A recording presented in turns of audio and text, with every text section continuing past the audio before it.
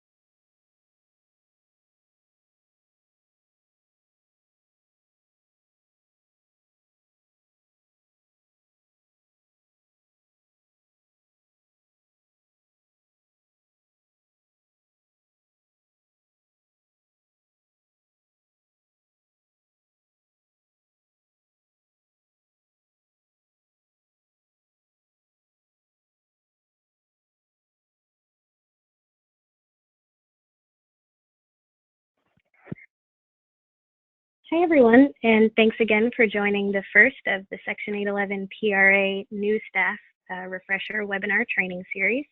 The first is the 811 PRA overview. First, we'd like to go through a few housekeeping items though. So to start with, all participant lines will be muted throughout the entirety of this webinar. There will be a Q&A session at the end, and you're free to submit questions through the question chat box throughout the webinar, or during the Q&A, you can use the raise your hand function and we will unmute your line so that you can ask your question.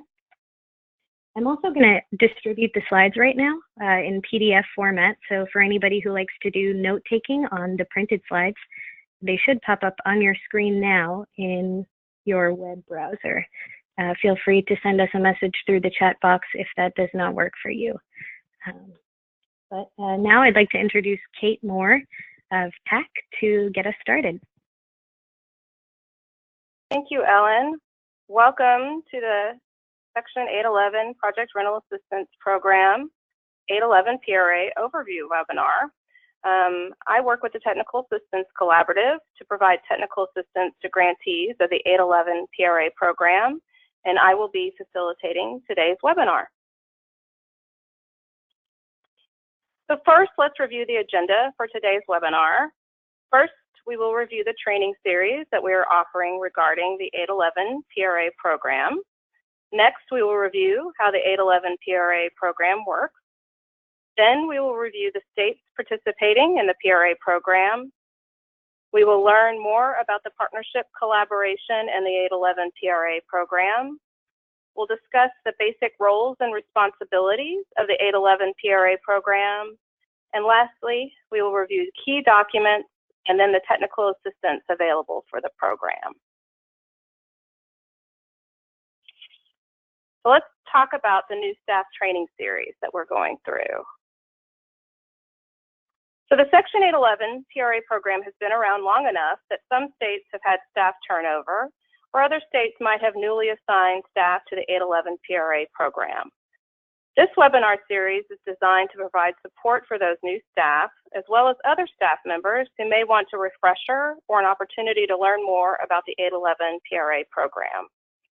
This series includes 8 webinars. The first is today and will provide an overview of the 811 PRA program. The second will review methods for identification of units for the program. The third webinar will focus on outreach to potential 811 PRA tenants and review all of the steps of the program until a tenant moves into a unit. The fourth webinar focuses on ongoing daily responsibilities of the grantee, such as budget tracking and reporting. The fifth webinar will be by Blueprint Solutions and will dive deeper into HUD systems. The sixth webinar will discuss how the grantee can help owners meet their responsibilities. The seventh webinar will focus on supporting tenants to be successful. And the eighth webinar is open for discussion and interest of the participants. So, how does the 811 PRA program work? I've created a series of videos that help tell the story of the Section 811 PRA program that are available on the HUD Exchange website. We wanted to start off by showing one of these videos as an introduction to the 811 PRA program. This one is from Louisiana and features someone who has transitioned from living in an institution to becoming an 811 PRA tenant. So we are going to transition now to showing you this video. Bear with me.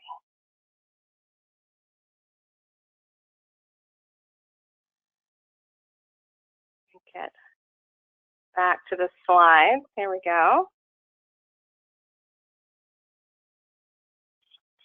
So after that video, we're going to talk a little bit about some basics about the 811 PRA program. Let's start with some program terms you will hear. One is grantee. This is a term which means the state housing agency who was awarded the Section 811 PRA grant. You'll hear us say the term grantee a lot during these webinars. The next term is 811 PRA. This is sometimes referred to as 811, sometimes referred to as PRA.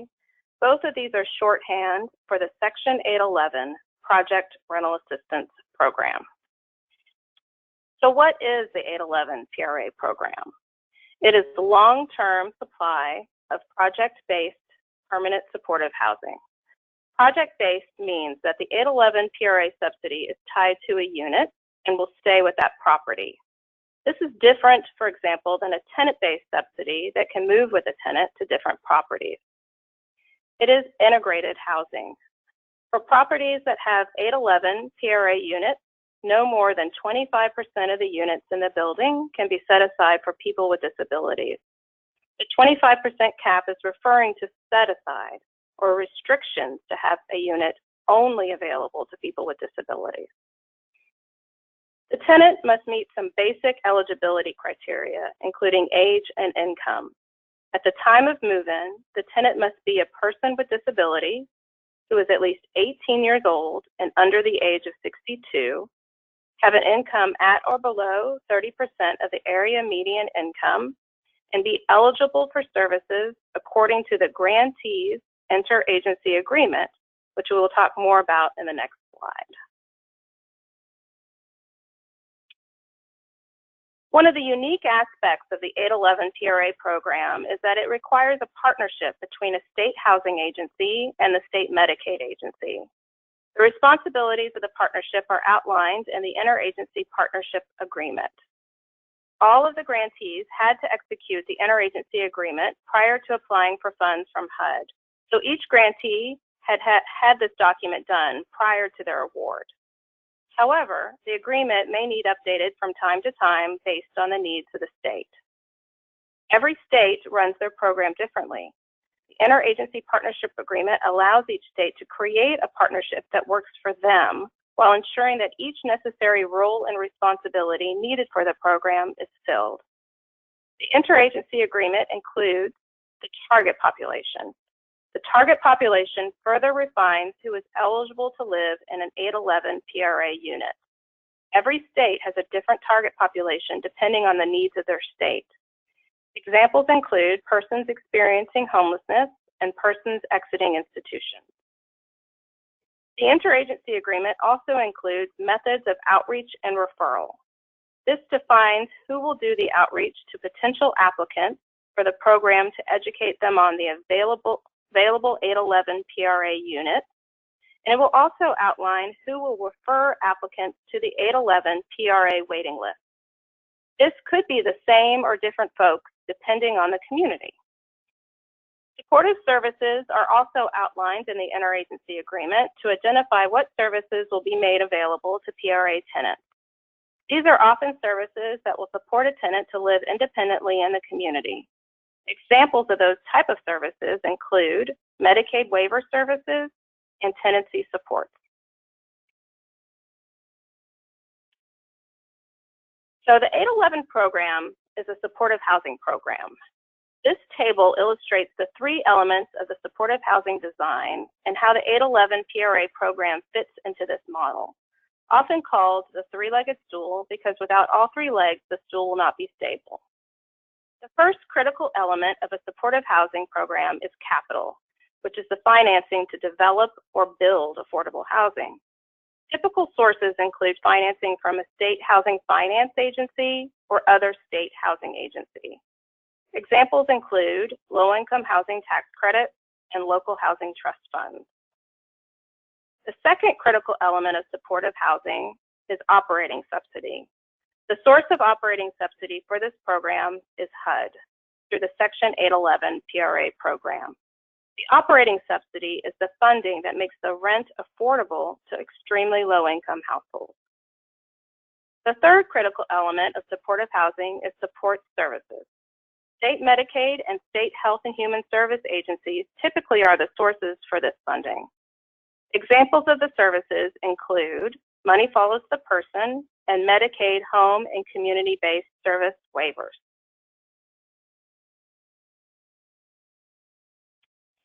There are 28 states participating in the PRA program. They were awarded from either the fiscal year 2012 or a fiscal year 2013 Notice of Funding Availability, or NOFA, or they were awarded under both awards. Some states are implementing smaller grants that will produce smaller numbers of units, such as about 40 units. Other states have been awarded large grants and will ultimately house hundreds of 811 PRA tenants.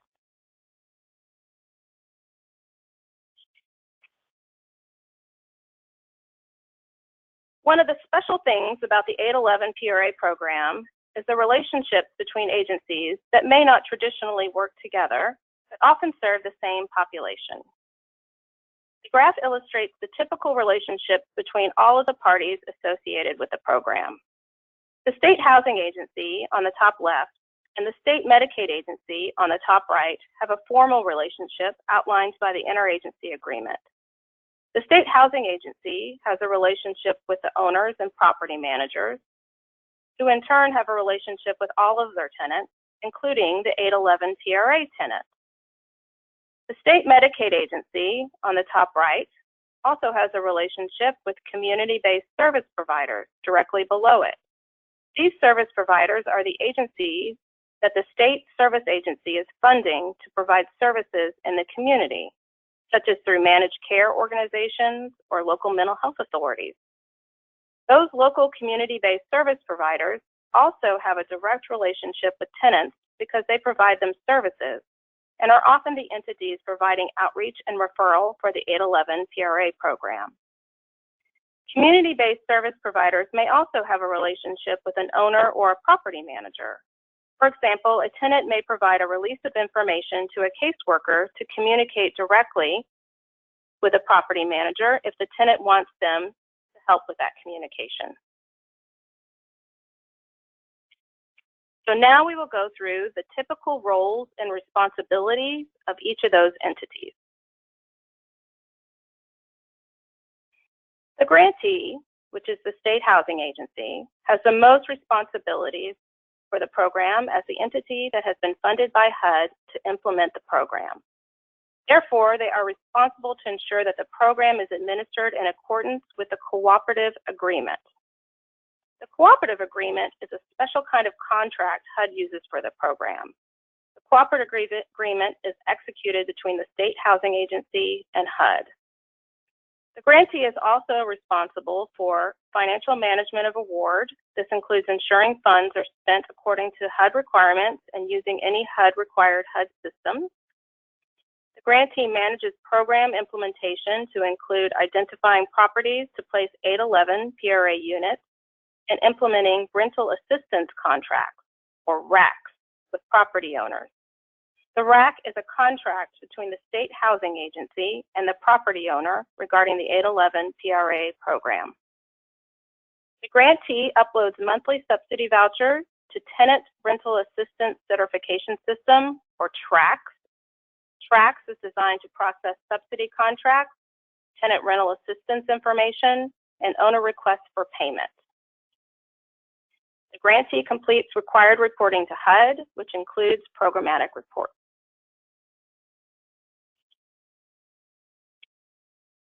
The State Services Agency plays an important role in the 811 PRA program. They ensure services are made available in accordance with the Interagency Agreement. These services will be different depending on the state and the target population. For instance, if a state has a target population of those exiting institutions, the services could include Medicaid waiver services, such as assistance with activities of daily living or home health services. These services would ensure the person was supported to live independently in the community. Other roles and responsibilities for the state human service agencies is outlined in the Interagency Partnership Agreement, as discussed earlier, including outreach, referral, and provision of services. Once an owner has executed a rental assistance contract and has agreed to place 811 PRA units in their property, they have an important role in the program. They must provide PRA units with agreed upon size, accessibility, rent, and utilities. They must comply with conditions of the rental assistance contract, or RAC, ensure units are in good condition. They must request rent adjustments annually if needed, and they must transmit monthly subsidy vouchers to the grantee, which is also the State Housing Agency. Next, we will discuss the 811 PRA tenant.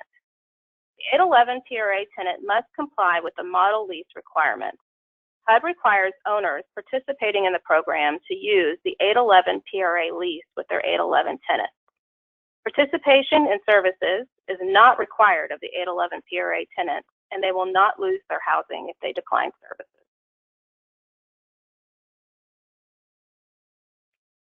The community-based service provider also has an important role in the program. They make services available to tenants in the community based on the services outlined in the Interagency Agreement. They may also have a relationship with property owners if the tenant has signed a release and the tenant wants assistance with that relationship in order to maintain stable housing.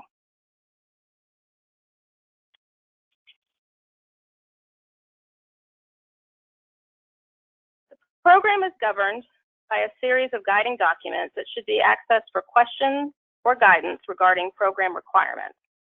This includes the federal statute for the Section 811 PRA program called the Melville Act, and the cooperative agreement, which, as discussed earlier, is a special kind of contract between the State Housing Agency, or grantee, and HUD.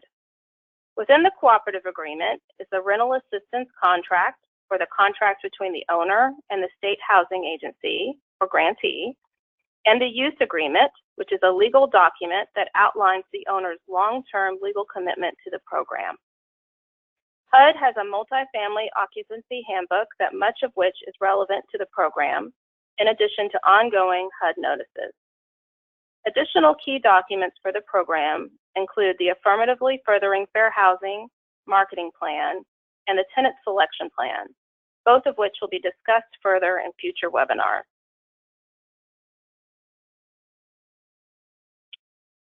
This matrix illustrates the cooperative agreement and its exhibits and the agency or entity each of the cooperative agreement documents primarily speaks to. For example, Exhibit 3 is the Interagency Partnership Agreement. That document is between the State Housing Agency and the State Human Services and Medicaid agencies. Note, the ARAC is not a required document. In contrast, Exhibit 11, the model lease, primarily illustrates the terms of the relationship between the owner and the manager, owner or manager, and the tenant.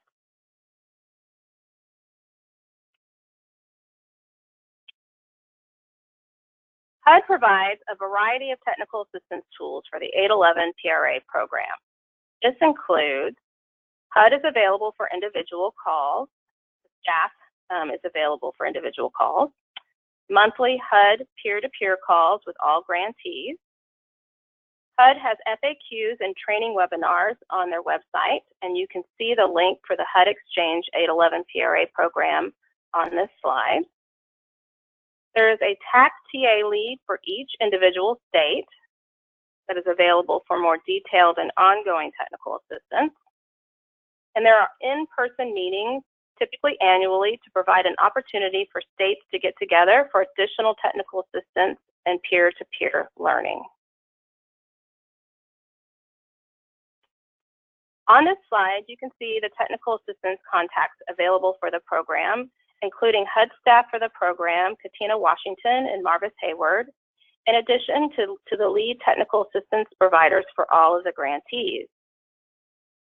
So this concludes the slide presentation of this webinar, and we are now available to take questions from the participants.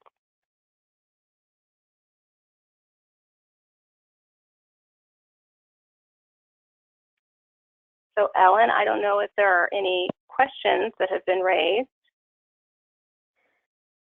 Kate, somebody has asked in the question box whether there are any regulations for the 811 PRA program.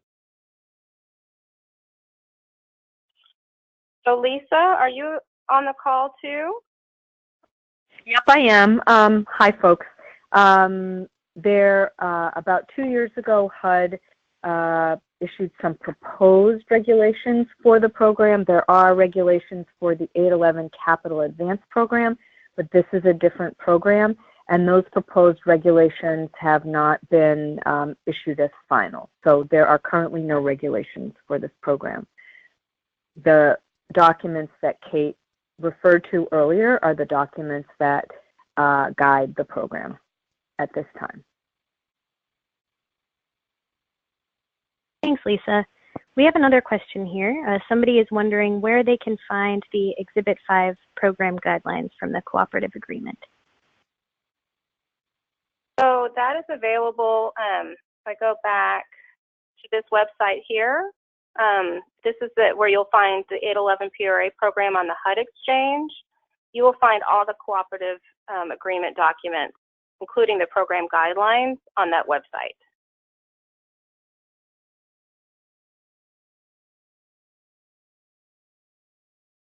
Thanks, Kate. Just a reminder, if you'd prefer to ask your question audibly, you can go ahead and raise your hand and I can unmute your line. We don't have any other questions in the chat box at this time.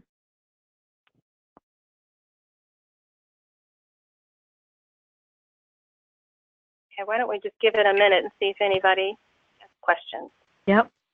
Kate, while we're waiting, can you remind us what the next webinar is going to cover? Sure. So the next webinar is going to discuss unit identification. And so that one is going to provide more details and examples and ideas of how a grantee, mainly the Housing Finance Agency, can help identify units to place 811 PRA into. And that will be in 2 weeks.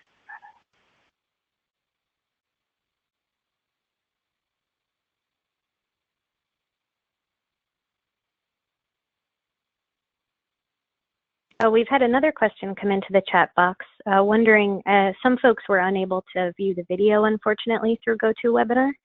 So in the chat box, you'll see the chat drop down. I did paste a link to the 811 PRA HUD Exchange website that has this Louisiana video that we showed, along with a few others as well.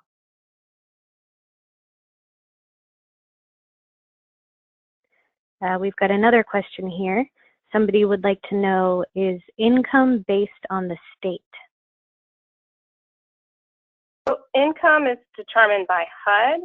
So HUD has created for each area of the country your area median income. And Lisa, I'm not sure, is that available on the HUD Exchange 811 PRA website? No, link to the area median income? Yeah, it's not posted on the HUD Exchange. Each state program should make that available, and it should be updated annually. You can also get income limits on the HUD PD&R page, and maybe while we answer some of the other questions, Ellen, maybe you could find the link to HUD PD&R income limits and post that. Sure. We've got another person who would like you to go over who TAC is and what their role is in this project. Sure. Kate, should I take that one? Yes, that'd be great. So TAC stands for, TAC stands for the Technical Assistance Collaborative. We're a nonprofit based in Boston. We're small. I think we're maybe 25 people. And yes, we are in the middle of a blizzard. People are leaving their homes as we speak. But we're a nonprofit, and we very much focus on housing and support services for people who are homeless, people with disabilities, including people with mental health, substance use, physical disabilities, and helping states and localities figure out programs to help those folks move into and remain in the community safely, and to get the, a range of services that are preferred and needed. So that's kind of what we do. We're working on this project. We have ourselves a cooperative agreement with HUD to provide technical assistance on the PRA program specifically. And I think Kate showed the that slide, the TA slide that has the list of staff and the leads that they are for the different states. You can see that. We're happy to say we have 2 folks on our staff, including Kate and Charlene Regan, who are subcontractors of ours, who have kind of the same mission we do and help us with our work. Let us know if there are any follow-up questions. What else do we have there, Ellen? Or thanks, Lisa. Yep, we've got a couple more that are coming in. So we had one person ask, how do we get the roster of 811 state grantee contacts, which I think there are 2 responses there. We've got the contacts on the 811 HUD Exchange page that we've shared with you already, but we're also working on compiling a staff directory right now so that everybody can be in contact with their fellow 811 PRA states. We've then got another question. Somebody is asking, can an individual be living with their family? It is no longer an option for them to live there. So essentially, can folks who are enrolled in this program have family members living with them? Would their family members be eligible? And also, is there a waiting list for this program? Mm-hmm. So there has to be one person in a household that qualifies as a member of the target population. So in the Interagency Agreement, each state has defined who their target population is. In addition, that target population person, by definition, has to meet the eligibility for the 811 PRA program. So things such as be under the age of 62, have a disability, that type of thing. The whole house, the target population person can identify who their household is, but the whole household has to meet income criteria together. So all of them as a whole need to be under 30% of area median income. I don't know if that's helpful.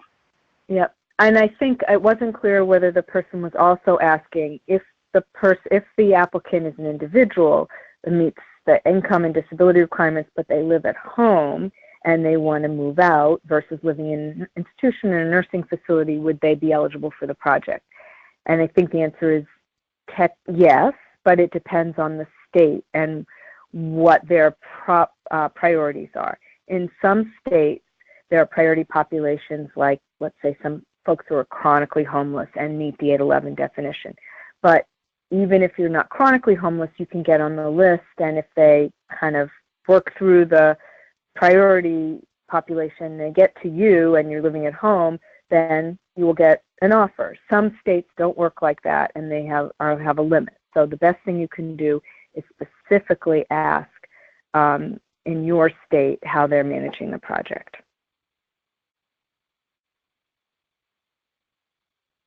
Kate, do you think there are waiting lists for many of the states, or not so much?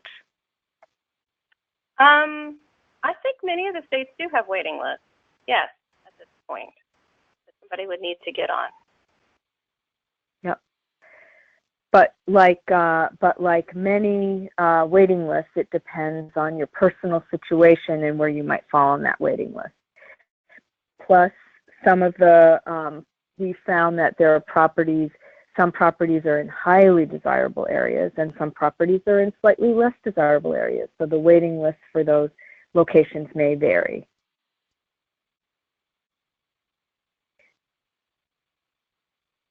Back to you, Ellen. Anything else on there? No. Oh, yep. So somebody's asking for some clarification. Individuals do not have to be homeless. Could they be potentially exiting from jail? And also, would it be possible for individuals to have zero income? So, and I'll let Lisa jump in too with this one. So it depends on your state. So there is, for the 811 PRA program on a federal level, there are some specific eligibility requirements that are fairly broad. They have to meet a certain income, so they have to be below 30% area median income. They have to have a disability. They have to meet certain age restrictions. And then beyond that, the state decides who is eligible. So a state could decide we're going to prioritize, or we are only going to serve persons experiencing homelessness, or we are only going to serve people coming out of institutions, or a state could choose to prioritize certain populations and leave it a broader waiting list option. So it depends on the state. You would need to find out about what your particular target population is in your state. I believe there was a second part to that question too. There was about exiting jail, and do they have to have income? You want to take the income piece? Sure. So they do not have to have income. The only income requirement is that they are at or below 30% of median family income. One of the nice pieces about the 811 PRA program is that the rent is based off of a calculation of what the tenant can afford.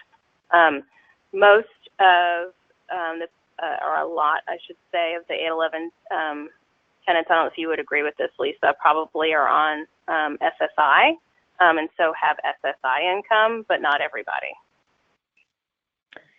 I would agree with that, Kate. And if they aren't, when they come into the program, they are, as you know, early on into their tenancy.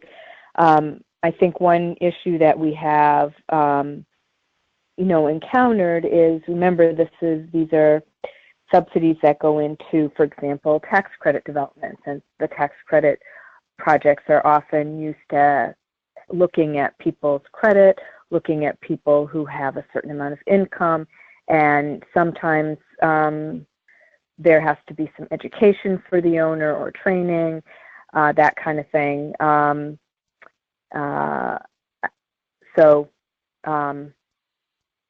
So that's not uncommon. But as Kate said, someone with zero income can be eligible. In terms of exiting jail, people can be exiting jail, but the housing agency has the right to screen folks, and people. This is a federal program for which people who are registered sex offenders will not be eligible. Let's see. We've got another question here. Yep.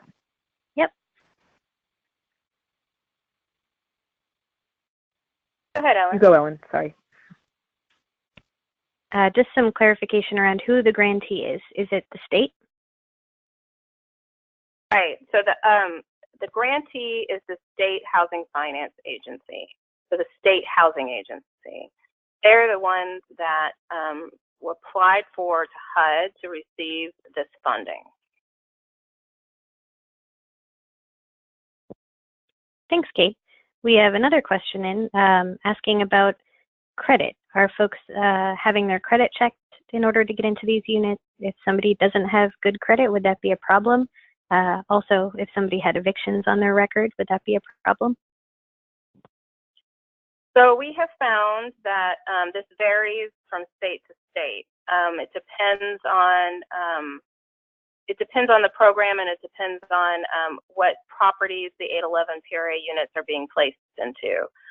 So the state, which we'll be talking about more in the next webinar, is going to be identifying or has identified properties to place 811 PRA units into.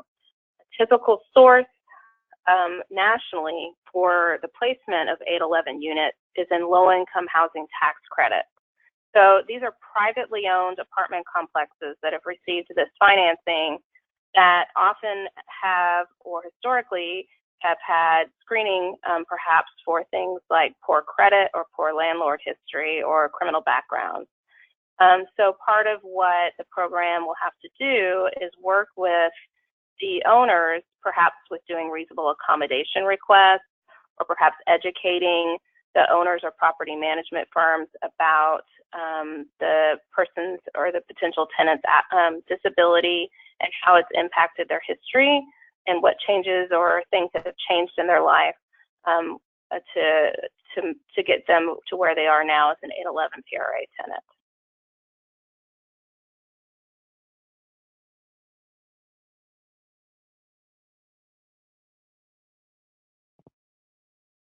Thanks, Kate. So we don't have any other questions right now, but we should probably wait another minute or two to see if any come in.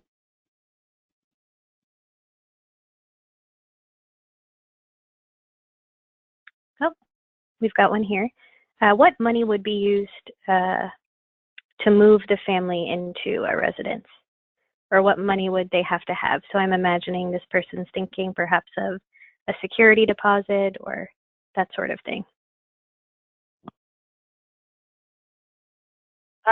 That's a good question. So it depends on, there is a security deposit that the property can charge. It's probably not as large as what they typically would charge for non-811 PRA tenants. But this is part of what the service provider will need to work on with the potential tenant to make sure that they are ready to move in to the unit. So things such as utility deposits or having necessary furniture or household supplies. That will be part of the partnership of the service provider working with the potential tenant to make sure that they are completely ready to move into the unit. And just to clarify, if that client had zero income, how would somebody go about helping them move into a PRA unit? So if they had zero income, go ahead. If they had zero income, so the service provider may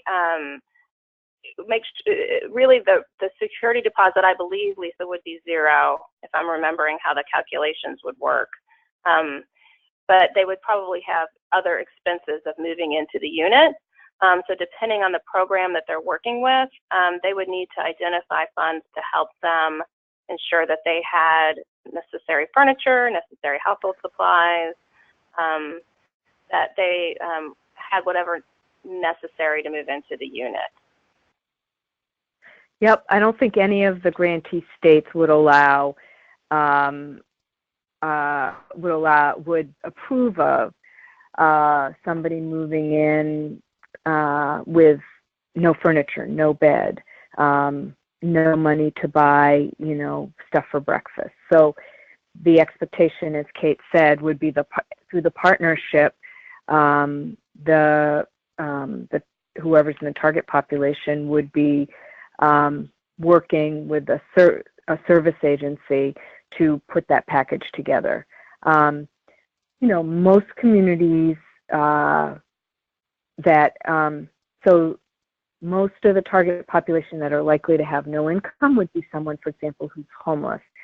And most communities in the country now have a continuum of care that has tried to create resources for people, collection of organizations that can help with various pieces of it, a community action agency, a local mental health authority, a faith-based organization that can provide furniture, help moving in. But that's the kind of thing that the expectation is the service provider is going to bring to the table. Looks like we got some more questions, Ellen. Yep. Somebody is wondering, should grantees have access to tracts? Is that appropriate? So the grantees, which means the Housing Finance Agency or the State Housing Agency, has to either have access to tracts themselves. That's a role within HUD systems that's typically referred to as the contract administrator, or they contract with someone to do that duty for them. So there are HUD systems responsibilities, and we're going to go over those more in detail. Or actually, TAC has hired a really great subcontractor called Blueprint Solutions to provide TA around HUD systems, and they're going to be talking about that in webinar 5. Nope, sorry. Yes, webinar 5. So that's a couple months from now.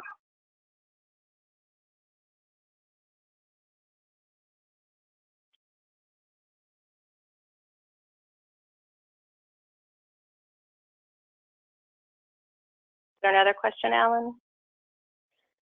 No. Nope. Not yet. Okay. There was one and it disappeared.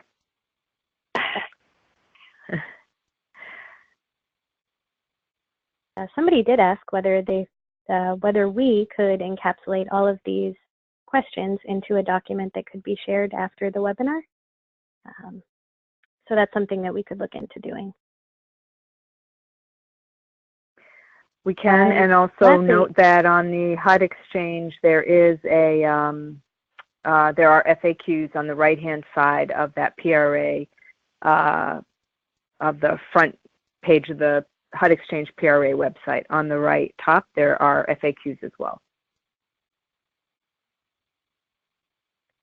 And someone has asked one last question, maybe. They said the 811 lease shows that the security deposit is equal to 1 month's rent or $50, whichever is greater. Does that sound right? They just wanted to make sure that that was correct, or if it had changed. That does sound right, and I appreciate him looking it up. I couldn't remember exactly what it was. Yes, and so, it could be a $50 deposit that is required. So if the person had zero income, their rent would probably be less than $50, 1 month's rent.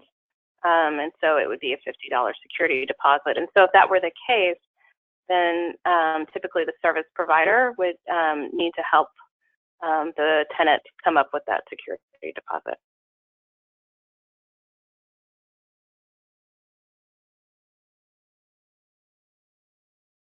And we've got a follow-up question to that, asking whether it's equal to the total tenant payment, which would not include a utility allowance. Yeah. I believe it's the total tenant payment, yes. Yep.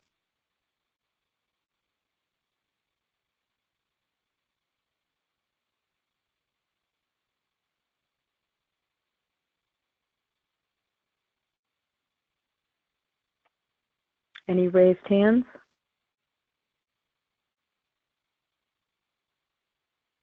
I think that might be it, right?